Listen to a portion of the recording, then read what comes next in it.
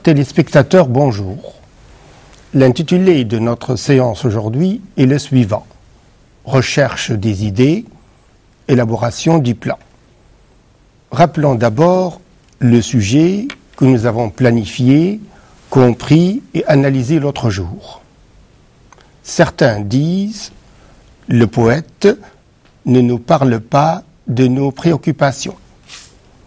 Il ne nous conduit pas non plus à la vérité. Il ne peut se libérer de son passé. À votre avis, ce jugement vous paraît-il équitable? La poésie est-elle uniquement l'expression d'un individu? Vous développerez votre point de vue sur la question en vous référant à vos lectures et en appuyant votre argumentation par des exemples pertinents. Vous savez bien que la recherche des idées se fait en deux temps. Il faut d'abord explorer les mots-clés et les expressions qui traduisent la pensée de celui ou ceux qui ont émis un jugement et qui ont apporté une affirmation, avant d'apporter soi-même sa propre contribution. Et vous savez également que nous avons déjà travaillé lors d'une étape antérieure l'exploration, l'interrogation des mots-clés.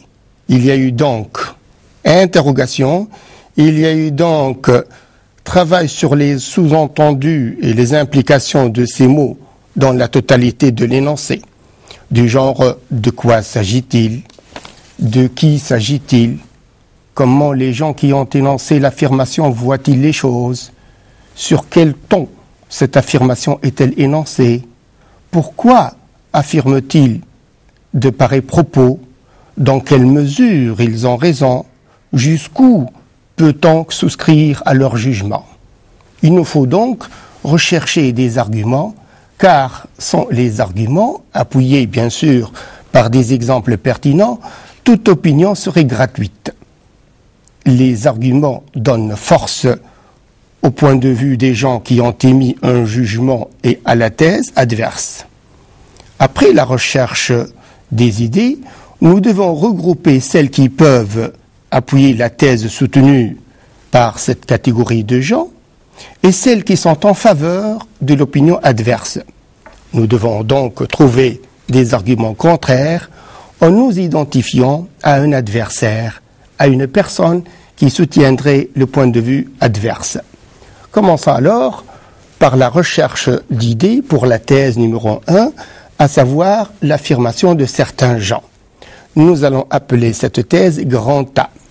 Et nous allons lui donner comme titre: le poète ne parle que de ses sentiments, il est prisonnier de son passé, sa poésie n'est que revendication du jeu, du moi.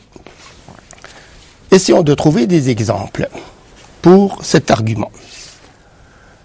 Nous prenons comme exemple, les exemples que nous allons donner ne sont pas ordonnés. Essayons de donner comme exemple le lac du Bourget, qui est le confident de la douleur ressentie par Alphonse de Lamartine. Le poète est au rendez-vous, mais Julie Charles, la jeune femme dont il est tombé amoureux, n'est pas là. Et nous pouvons citer quelques vers: ô lac, rocher mouillé, grotte, forêt obscure, vous que le temps épargne ou qu'il peut rajeunir, gardez de cette nuit, gardez, belle nature, au moins le souvenir. Exemple 2. Paul Verlaine peint son cœur blessé dans Chanson d'automne.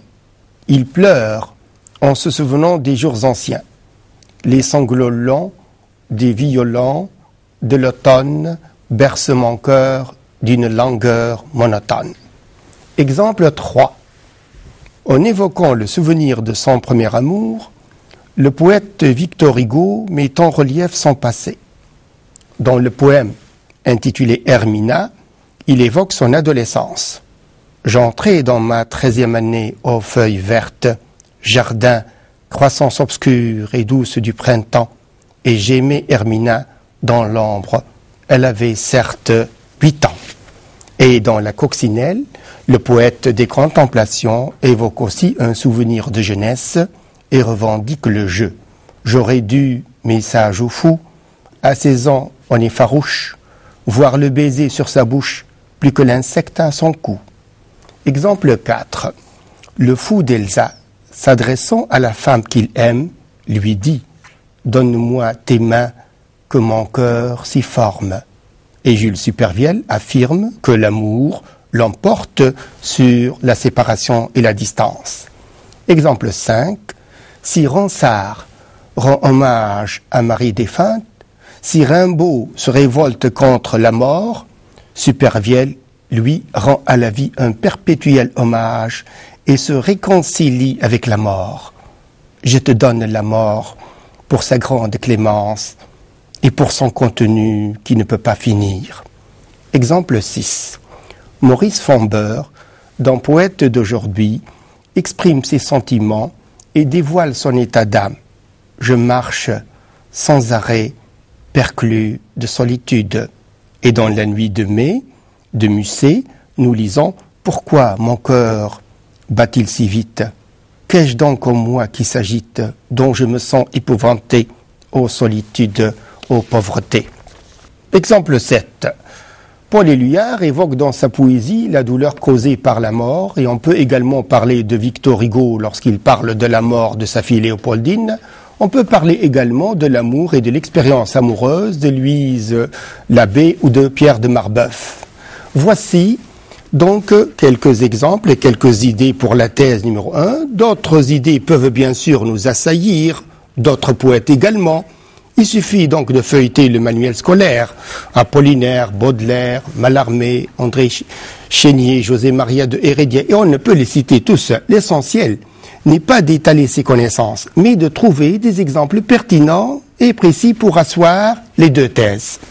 Essayons maintenant, si vous voulez, de rechercher les idées qui puissent remettre en cause l'affirmation, c'est-à-dire aux arguments que nous venons d'avancer, trouvons des contre-arguments. Alors, tout à l'heure, nous avons appelé la thèse 1 grand A, maintenant nous allons appeler la thèse 2 grand B. C'est la thèse adverse. Que dit la thèse adverse? Elle soutient l'idée que le poète vise à faire naître des sentiments collectifs. La poésie est engagement, solidarité, résistance, elle est l'expression de l'humanité.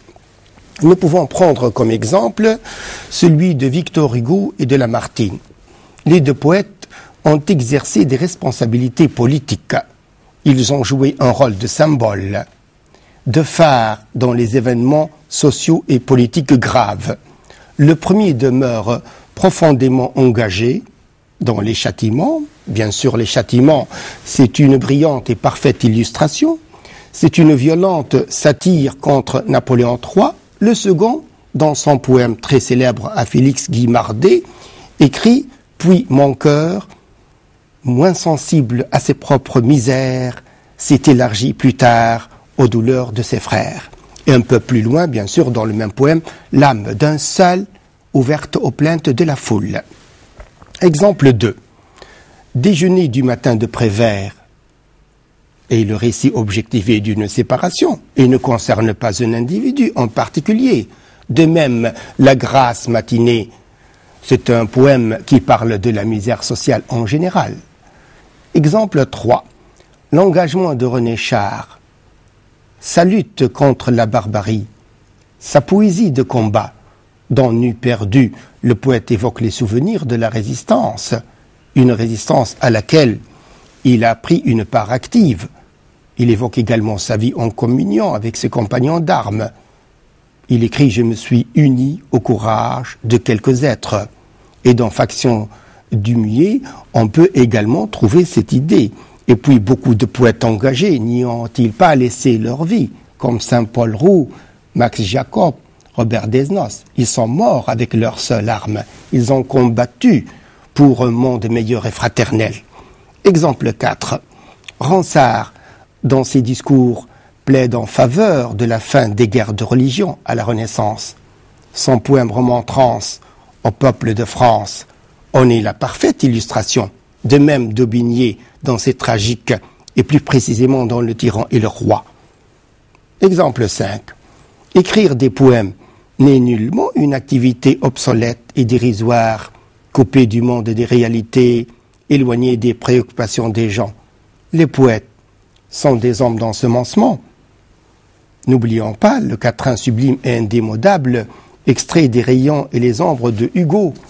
Le poète, en des jours impies, vient préparer les jours meilleurs. Il est l'homme des utopies, les pieds ici, les yeux ailleurs. Exemple 6. Chénier a essayé de conduire à la vérité dans Ode à Charlotte Corday, ainsi que Musset dans Le Rhin allemand. L'obsession de ces poètes était de lutter contre la tyrannie, de faire valoir la paix et la liberté. Exemple 7. Elle a vécu Myrtho, évoque la mort d'une jeune fille qui n'a rien à voir avec le poète. Exemple 8. Aimé Césaire a joué un rôle de guide malgré lui. Les peuples noirs garderont de lui le souvenir d'un militant, d'un leader qui a d'une façon acharnée travaillé à réveiller ses compatriotes et ses congénères de leur torpeur séculaire, à revivre leur grandeur passée, à leur inculquer le goût de l'action. Ma bouche sera la bouche des malheureux. Demain, à quand demain, mon peuple? Après donc la recherche des idées, on doit regrouper celles qui peuvent constituer de bons arguments en faveur de l'opinion proposée par le sujet et celles qui peuvent constituer et qui peuvent être considérées comme des contre-arguments ou, si vous voulez, des arguments contraires. Et c'est le point de vue choisi qui déterminera notre plan. Commençons d'abord par regrouper et classer les idées selon des axes générateurs. 3 axes retiennent notre attention pour la thèse numéro 1, que nous avons appelée tout à l'heure grand A. Premièrement, l'amour et le passé. Deuxièmement, la douleur éprouvée face à la mort. Troisièmement, la tristesse et l'inquiétude existentielle. 3 axes également retiennent notre attention pour la thèse numéro 2, que nous avons appelée tout à l'heure grand B. Premièrement, la poésie vise à faire naître des sentiments collectifs. Elle est l'expression de l'humanité. Deuxièmement, la poésie est engagement, solidarité, résistance. Troisièmement, la poésie est objective, non individuelle. Le tableau suivant va nous permettre de dégager facilement le plan. Grand A, thèse numéro 1. Grand 1, l'amour et le passé. On pourrait prendre comme exemple, pour étayer cet argument, l'expérience amoureuse de Louise Labbé ou celle de Marbeuf. Je vis, je meurs, je me brûle et me noie, ou les vers de Marbeuf, et la mer et l'amour ont la mer pour partage, et la mer est amère, et l'amour est amer. On pourrait prendre également le souvenir du premier amour de Victor Hugo, son adolescence, sa jeunesse dans Hermina et dans la Coccinelle, que nous avons évoqué tout à l'heure. Comme on pourrait prendre l'exemple d'Aragon, le fou d'Elsa, ou celui de Jules Supervielle. Ces 2 exemples peuvent être pris comme étant des exemples édifiants pour appuyer l'argument. Grand 2. La douleur éprouvée face à la mort. Un exemple pertinent, celui de la douleur ressentie par Alphonse de Lamartine suite à la disparition de Julie Charles. On peut citer 2 ou 3 vers du poème très célèbre Le Lac. Ronsard rendant hommage à Marie défunte, Rimbaud qui se révolte contre la mort, Supervielle qui se réconcilie avec la mort. Éluard également qui évoque dans sa poésie la douleur causée par la mort d'un être aimé. Hugo qui pleure sa fille Léopoldine. Grand 3. La tristesse et l'inquiétude existentielle. Pour illustrer cet argument relatif à la thèse numéro 1, on pourrait citer Paul Verlaine dans Chanson d'automne, lorsqu'il parle de cette langueur monotone, ou Maurice Fombeur qui dévoile son état d'âme, lorsqu'il écrit « Je marche sans arrêt Perclus de solitude ou Alfred de Musset dans La nuit de mai. Je passe maintenant à la thèse numéro 2, grand B. Premièrement, la poésie vise à faire naître des sentiments collectifs. Elle est l'expression de l'humanité. Pour illustrer cet argument, on peut citer le poème « Elle a vécu, Myrto », c'est la mort d'une jeune fille qui n'a rien à voir avec le poète, ou le quatrain sublime et indémodable, extrait de Les rayons et les ombres. Déjeuner du matin également, de Prévert peut servir d'exemple pour servir cet argument. De même, la Grâce matinée qui parle de la misère sociale. Grand 2, la poésie est engagement, solidarité, résistance. Pour cet argument, on peut penser à l'exemple de Lamartine et de Hugo. Tous les deux ont exercé des responsabilités politiques. On peut également l'illustrer par l'engagement de René Char, sa poésie de combat, ses souvenirs de la résistance, une résistance à laquelle il a pris une part active. On peut également citer l'exemple de Césaire, c'est un exemple très édifiant. Grand 3, la poésie est objective, non individuelle. Pour illustrer cet argument, on peut évoquer le poème intitulé « À Félix Guillemardé » de Lamartine. Lorsqu'il écrit « Puis mon cœur, moins sensible à ses propres misères, s'est élargi plus tard aux douleurs de ses frères. » On peut prendre l'exemple de Ronsard, qui plaide en faveur de la fin des guerres de religion à la Renaissance, ou celui de Chénier qui a voulu faire valoir la paix et la liberté dans Ode à Charlotte Corday. Ainsi, nous voyons déjà se tracer le plan, qui est une nécessité. L'essai doit ressembler davantage à une démonstration mathématique qu'à une effusion lyrique. C'est la rigueur logique dont nous avons parlé lors de l'autre séance. La rigueur de l'argumentation et la cohérence sont des qualités fondamentales. Bref, nous venons de mettre en ordre les différentes idées qui nous ont assaillis et je vais maintenant vous proposer un schéma qui s'impose presque tout le temps. Nous avons donc une introduction. Que fait l'introduction? L'introduction pose le problème. Et nous avons un corps du devoir. Dans ce corps du devoir, nous allons examiner le problème et nous allons tenter de le résoudre. Et nous avons bien sûr une conclusion et la conclusion fait le bilan de la discussion. Ne serait-ce qu'en regardant, n'est-ce pas, le tableau où figurent A et B, nous pouvons dire que le sujet se prête au fameux plan dialectique. La démarche préconisée est la suivante. Après que le problème a été posé dans l'introduction, le corps du devoir va comporter 3 parties. Premièrement, la thèse. C'est la défense de la thèse soutenue par certains gens, c'est-à-dire qu'on va appuyer l'affirmation par des arguments solides et des exemples pertinents. 2, la thèse 2, ou que nous appelons antithèse, apport d'arguments opposés à la thèse défendue précédemment, et on aboutit bien sûr à une contradiction, mais ce n'est qu'une contradiction apparente. 3, synthèse.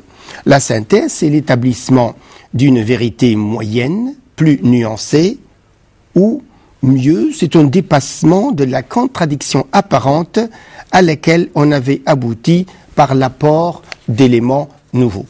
Mais attention, il ne s'agit pas d'une juxtaposition simpliste, ni de thèmes ou de thèses opposées, ni d'une synthèse inconsistante. Non. Reprenons, s'il vous plaît, le tableau dans lequel nous avons mis en ordre les idées, selon 2 colonnes. Une colonne pour chaque thèse. Vous voyez bien que le plan dialectique dont nous venons de parler est un plan possible. Maintenant, il s'agit de rédiger.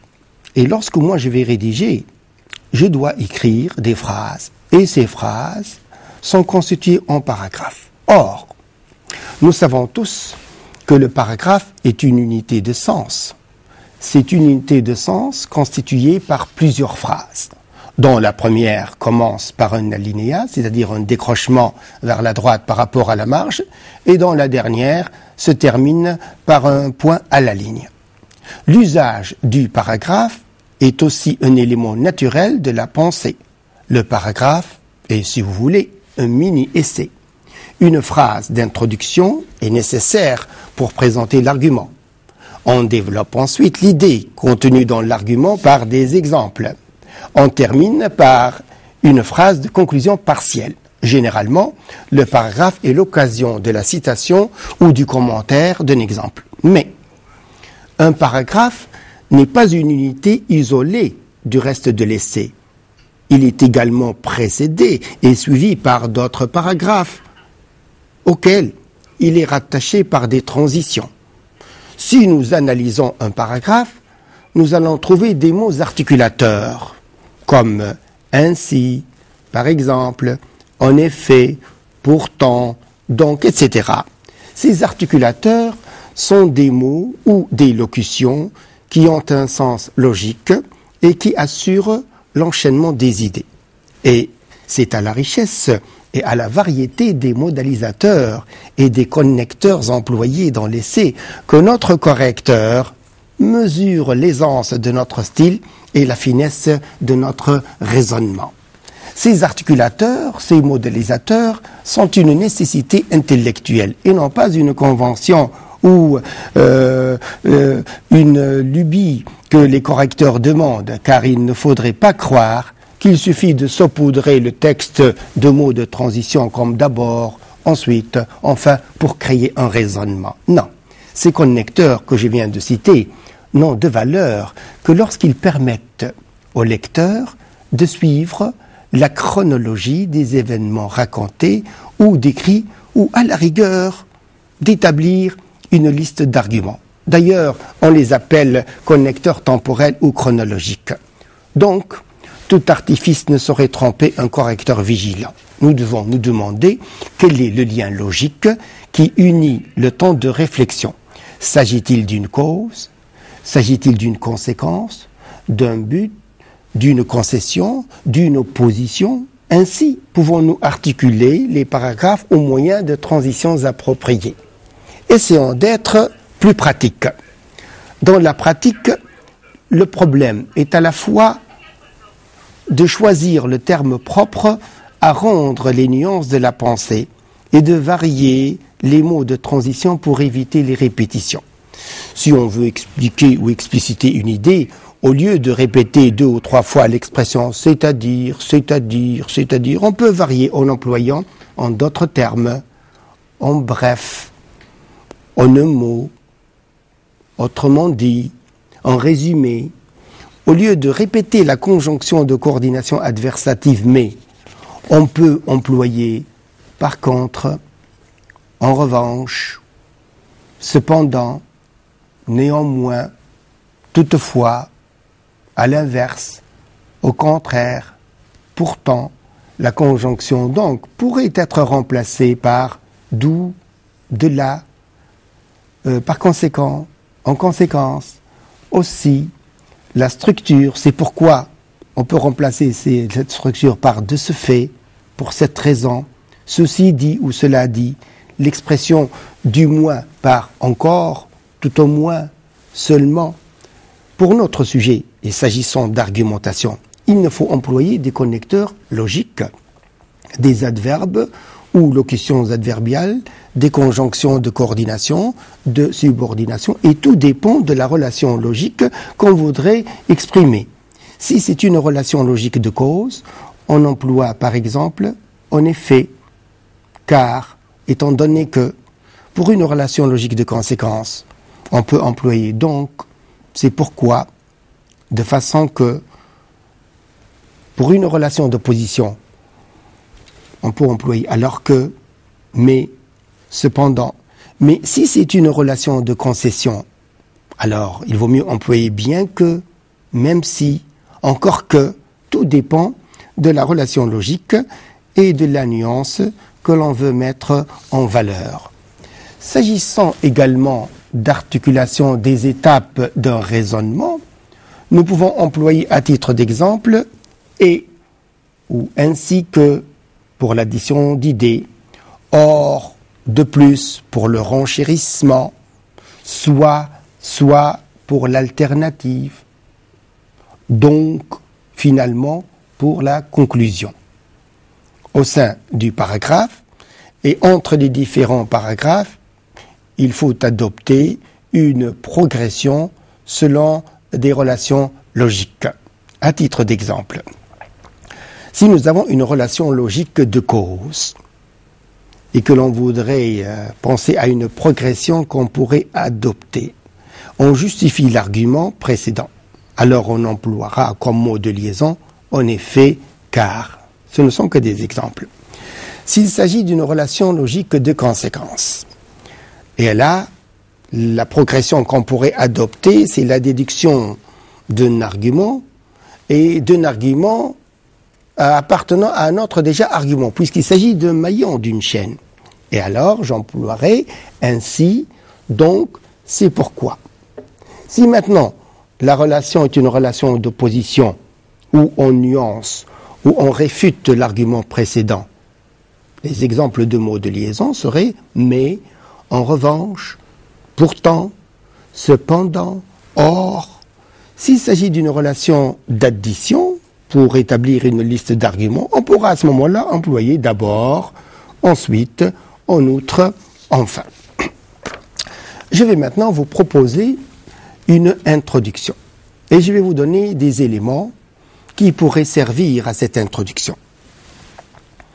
On a souvent tendance à porter des griefs à l'encontre du poète rêveur, soumis à son passé et à son humeur particulière. Deuxième élément, c'est dire que la poésie ne s'assigne aucune mission sociale ou politique. Troisième élément, cet aspect de la poésie répugne à certains qui affirment, et bien entendu, je note l'affirmation. Quatrième, un tel jugement est-il équitable? Cinquième, la poésie est-elle seulement revendication du jeu et du moi? Sixième, le poète ne peut-il pas jouer un rôle de tribun, de leader spirituel? Septième, la poésie personnelle est-elle uniquement l'expression du moi du poète? Les transitions que l'on pourrait proposer, parce que nous avons dit l'autre jour qu'il nous faut une transition entre la première et la deuxième partie. Entre la fin de la première partie et le début de la seconde, voilà la transition que je vous propose. Mais, s'il est vrai que son domaine de prédilection est l'âme humaine, le cœur, les souvenirs, la poésie peut s'intéresser à l'histoire proprement dite, celle des faits, des événements. Elle fait figure de mémoire des peuples. Dans son dictionnaire philosophique, Voltaire écrivait « On se demande comment la poésie, étant si peu nécessaire au monde, occupe un si haut rang parmi les beaux-arts. C'est peut-être parce qu'elle prend en charge les interrogations de la collectivité et les sentiments de l'humanité. » Transition proposée entre la fin de la deuxième partie et le début de la troisième. Ces exemples prouvent que le poète n'est pas dans un genre larmoyant et ridicule. Au contraire, il dessille les yeux de ceux qui vivent avec lui. Il se libère de son passé et demeure profondément engagé.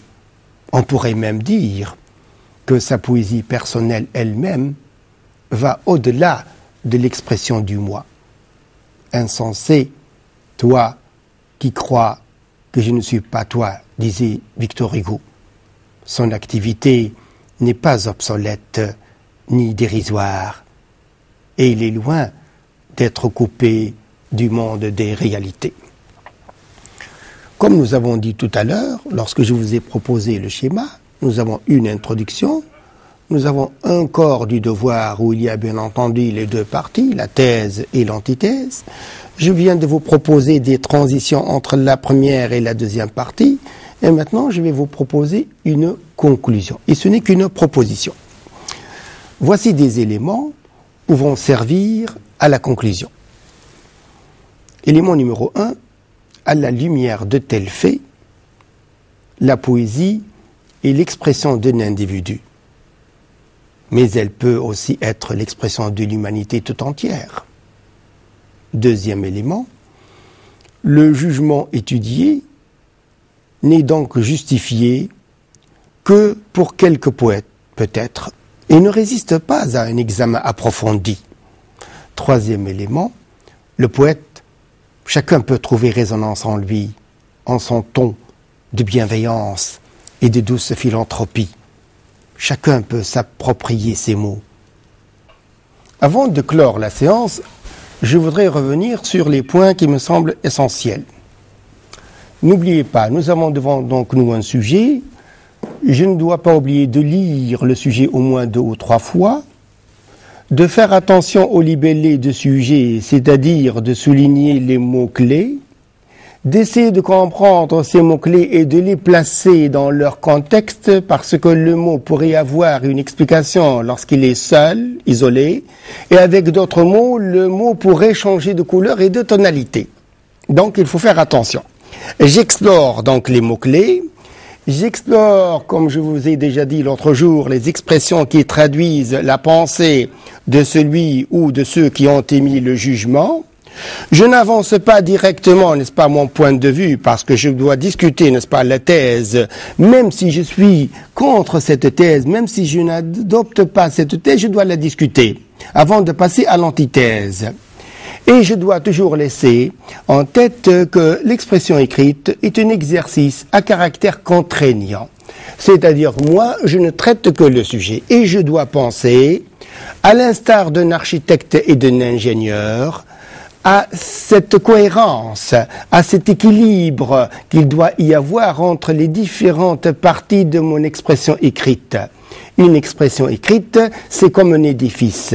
Il me faut donc des piliers qui sont des exemples à mes arguments que j'avance. Si j'avance un argument, il me faut soutenir cet argument par un exemple et cet exemple doit être pertinent pour cet argument. Maintenant, si j'ai une citation, je n'introduis pas n'importe comment ma citation. Et si j'ai une citation qui ne correspond pas à cet argument, eh bien j'écarte cette citation. Je ne suis pas obligé d'utiliser cette citation. Je n'utilise une citation que lorsque la citation est au service de l'argument. Maintenant, comme je vous ai déjà dit, nous avons l'introduction, nous avons donc les deux corps, c'est-à-dire le corps du sujet, les deux parties, le développement, et nous avons là la conclusion. La conclusion, je dois non seulement récapituler ce que j'ai déjà dit dans la première et la deuxième partie, mais en même temps, je dois permettre à mon lecteur une certaine ouverture. La conclusion ne doit pas clore, puisque le débat reste toujours à discuter. Puisque le problème soulevé, que ce soit par les gens qui ont émis l'affirmation ou par les gens qui ont des idées contraires à cette affirmation, le débat continue. Et je laisserai, n'est-ce pas, à mon correcteur cette aération, cette liberté pour la continuité de ce débat. Et je vous remercie.